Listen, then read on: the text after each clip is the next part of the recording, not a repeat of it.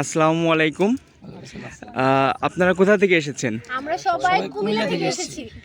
আচ্ছা, আমাদের এই রিসোর্টটাকে ঘুরে কেমন লাগছে? খুবই সুন্দর একটি রিসোর্ট, অনেক ভালো লাগছে। বিশেষ করে গাছগুলোর পরিবেশগুলো আমাদেরকে মানে আমরা ফার্স্টে ঢুকে মনে হয়েছে এটা একটা সুন্দরবন, তারপর যখন আরেকটু ভিতরে আসছি মনে হয়েছে সাজেক। জানি না ভিতরে কি আছে।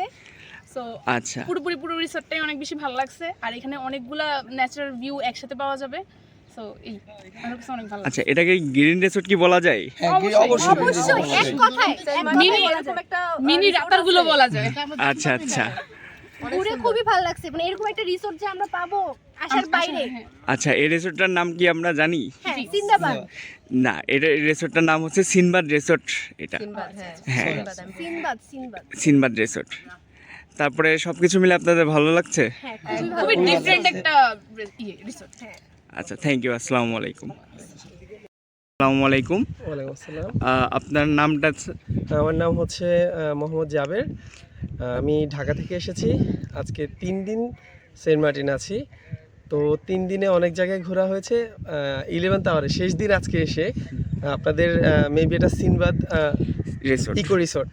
হ্যাঁ, তো আসলে এখানের পরিবেশটা আমার গত 3 দিন যে ঘুরছিলাম, মানে 3 দিন ঘুরেটা মনে হচ্ছিল বৃথা হয়ে গেছে। হ্যাঁ, কারণ এখানে ঢুকতেই প্রথমেই যেই ভিউটা দেখছি মনে হচ্ছে আমি যেন সুন্দরবনে ঢুকতেছি। যখন ভিতরে ঢুকলাম মনে হচ্ছে সাজেকে ঢুকতেছি। আর যখন আরেকটু ভিতরে যাচ্ছি লেকের মধ্যে আছি। হ্যাঁ, এরকম একটা ভিউ আমি পাচ্ছি, খুব ভালো লাগছে। সব মিলে কি এটাকে গ্রিন রিসোর্ট বলা যায় কিনা? হ্যাঁ হ্যাঁ হ্যাঁ, ডেফিনেটলি। আচ্ছা, থ্যাংক ইউ স্যার। ওকে।